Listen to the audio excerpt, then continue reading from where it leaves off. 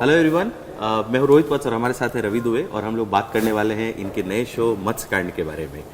And also Ravi, suddenly ये chocolate boy image से gangster और कॉन मैन, क्या चक्कर है? आई थिंक एक एक्टर कहीं ना कहीं एक अंदर कोई भी एक्टर, चाहे वो गुड बॉय हो, चाहे वो चॉकलेट बॉय हो या किसी और तरीके का बॉय हो, उसके अंदर एक कॉनमैन छुपा ही होता है, तभी वो जो एक किसी झूठ को एक ऑडियंस के लिए सच बना पाता है। तो that's exactly what a conman does. Also like conman play करना इतना भी आसान नहीं होता होगा। You must have taken references from somewhere कि ये ऐसा आदमी था, इसने ये किया, इस तरह की स्टोरी आपने पढ़ी होगी। क्या प्रिपरेशन था? सो प्रिपरेशन एक्चुअली उस दिशा में नहीं था। प्रिपरेशन हमारा था कि हमारे पास स्क्रिप्ट जो है किसी सच्ची घटना पर आधारित नहीं है। It's a fictional world, it's a fictional world और ये कैरेक्टर भी बहुत लार्जर देन लाइफ है। It's not exactly a run of the mill character और आम कॉनमैन से काफी हटके है, बिकॉज एक बहरूपिया है, मास्टर ऑफ डिस्गाइसेस है। ट्रेलर आपने देखा है तो उसमें जो इसका स्किल सेट है वो ये है कि वो ही believes in hiding in plain site.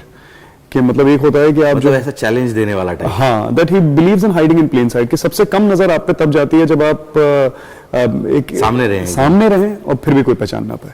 तो एक्चुअली मेरे पास इस तरीके के कॉनमैन के लिए कोई रेफरेंस था नहीं, but thankfully we have a fantastic team, whether it is the MX player team or the Bani J Asia team or our director Ajay Bhuyan.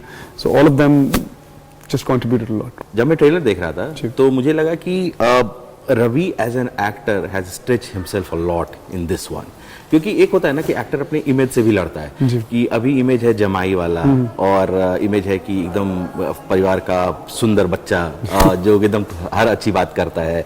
Suddenly now you are this person who is challenging the police officer and बहुत थोड़ा मतलब even if it is fun there is a lot of grey into it.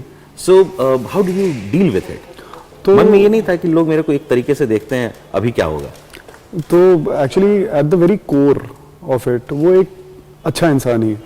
So he is an idealist. जैसे अब तक हम लोग मतलब एक सही से सही आदमी भी कई बार गलत काम करता है, काम गलत होता है लेकिन उसके पीछे का इंटेंशन गलत नहीं होता है। तो आप कुछ इसको उस तरीके से देख सकते हैं इस कैरेक्टर को, मत्स्य को। और वो डर तो बिल्कुल नहीं था कि लोग कैसे देखेंगे, because I think it's important for an actor to push the envelope and take those that can't be the vantage point of deciding a role or not deciding one. Maybe at some point of time, ये तो हम grey की बात कर रहे हैं, हो सकता है कभी किरदार ग्रे भी नहीं पूरी तरह ब्लैक हो।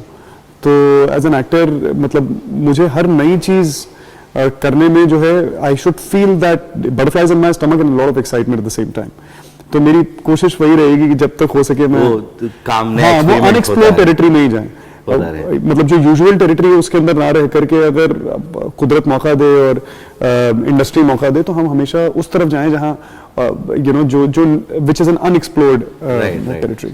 Also one more thing I wanted to ask, ये जैसे आप कोई एक काम कई सालों से करते हैं तो कई बार उसमें क्राफ्ट के लेवल पर भी आप बहुत कुछ समझने लगते हैं, कैमरा भी समझने लगते हैं। कई बार उसमें बोरियत नहीं हो जाती है कि एक तरह का काम बहुत सालों से कर रहे हैं, उसमें नया कैसे किया जाए? एक ना मैं हाल ही में कुछ सुन रहा था जो मैं इसके आपके प्रोफेशन या हमारे प्रोफेशन या जो भी काम अच्छा लगता है आपको, जो सालों साल लोग करते आए हैं करते रहे हैं, तो उसमें एक शून्य स्थिति यानी एक जीरो स्टेट की बात की जाती है कि मेडिटेशन करते वक्त आप एक जीरो स्टेट, एक शून्य स्थिति में पहुंच गए। तो मुझे लगता है कि जब आप कोई ऐसा काम करते हैं जिससे आप बेहद प्यार करते हो तो आप दिन दुनिया की खबर नहीं आपको रहती, वक्त जो है भूल जाते हैं। और not even the fact that you know a lot about it, there is no question on boredom because you are in a vortex, you just not just even enjoying that process, वो भी एक हल्की बात हो जाती है बोलनी। आप बस उस लीला के अंदर हैं, मतलब कि आप उस प्रोसेस के अंदर इतने घुल गए हैं। तो मैं तो not even for a second हुआ है यू नो बोर्डम तो बहुत दूर की बात है, not even for a second that I am not I don't find myself blessed to be in front of the camera. Nice. So Ravi, that brings me to a point where I wanted to know कि आप कौन सी फिल्में देखते हैं, क्या किताबें पढ़ते हैं, म्यूजिक में क्या टेस्ट है, जिससे मैं समझ सकूं कि रवि दुबे एक्टर के पीछे ये थॉट प्रोसेस है।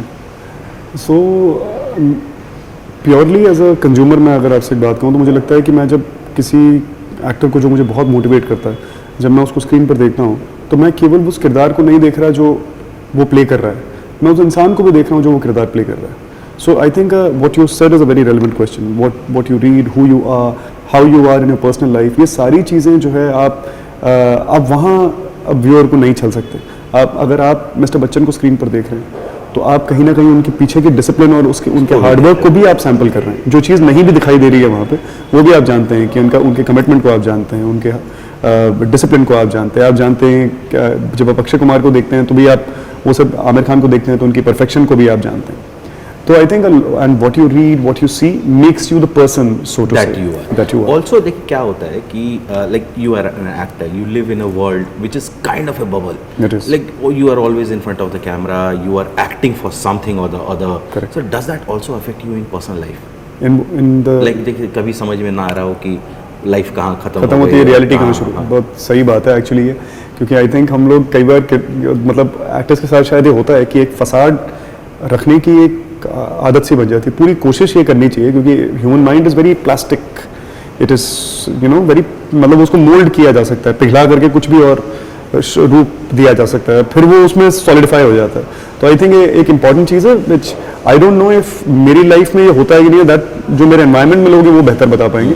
लेकिन हाँ, क्योंकि आपने ये बात कही है इसलिए I will consciously keep a guard against कि ऐसा कि हाँ, कि कहाँ रियलिटी खत्म हो रही है और कहाँ जो है यू नो आई मीन जो पर्दे की जिंदगी शुरू हो मतलब हाँ एग्जैक्टली। तो जब आप इस तरह के रोल करते हैं, जैसे मचकांड में रोल किया, कॉनमैन का वो किया, तो जब शूटिंग के बाद भी do you carry those emotions with you to home? ये तो बहुत डिफिकल्ट है उस चीज़ को ड्रॉप करना।